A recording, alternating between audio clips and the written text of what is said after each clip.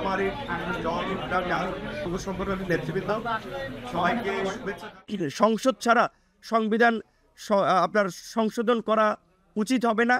এই সরকারের যে জনসমর্থন সেটি বাংলাদেশের সৃষ্টির পর থেকে সবচেয়ে একটা বৃহৎ জনসমর্থন, যেটা রাজনৈতিক দলের বাইরেও বিভিন্ন নাগরিক সমাজ, সাধারণ মানুষ কিন্তু সরকারকে সমর্থন দিয়েছে।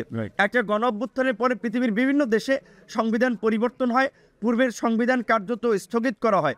তো সেই জায়গা থেকে যদি ঘোষণাপত্র দেওয়া হয় তাহলে আমার মনে হয় অনেক কিছুই স্পষ্ট হয়ে উঠবে, এবং আমার মনে হয় এই ঘোষণাপত্র এবং রাষ্ট্র সংস্কার নতুন বাংলাদেশ বিনির্মাণে আমাদের মধ্যে যে জুলাই গণ অভ্যুত্থানকে কেন্দ্র করে জাতীয় ঐক্য এবং সংহতি প্রতিষ্ঠিত হয়েছে সেটি কোনোভাবেই ফাটল কিংবা বিভাজনের রূপ দেওয়া যাবে না। সেজন্য সবাইকে বাক্য চয়নে, শব্দ চয়নে, কার্যক্রমে সতর্ক থাকতে হবে এবং জনগণের পালস বুঝেও কাজ করতে হবে। আমরা দেখি যে কিছু কিছু নেতাকর্মী, কিছু কিছু রাজনৈতিক দলের নেতাকর্মীদের আচরণ কিন্তু আওয়ামী ফ্যাসিবাদীদের মতোই হয়ে উঠছে।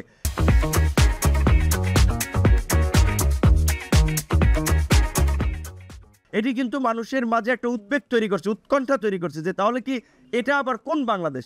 যদি পূর্বের ব্যবস্থা সিস্টেম বলবৎ থাকে তাহলে এই বাংলাদেশ বিনির্মাণ বা দেখার জন্য কি আমরা জীবন দিয়েছি?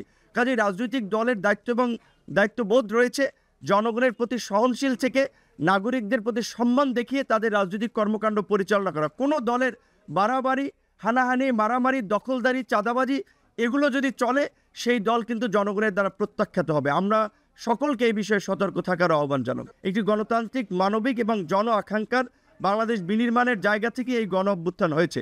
কাজেই সেই জন আকাঙ্ক্ষার বাংলাদেশ বিনির্মাণে রাষ্ট্র সংস্কার অনিবার্য হয়ে উঠেছে। সংস্কার কমিশনগুলো তাদের প্রস্তাবনা দিয়েছে। আমরা চাই সংস্কার কমিশনের এই প্রস্তাবনার আলোকে রাজনৈতিক দলগুলোর সাথে আলাপ আলোচনা করে সরকার রাষ্ট্র সংস্কারের একটা পূর্ণাঙ্গ রূপরেখা জাতির সামনে উপস্থাপন করবেন। সেইটার অধিকাংশ বাস্তবায়নের পরেই তারা নির্বাচনের পথে হাঁটবেন।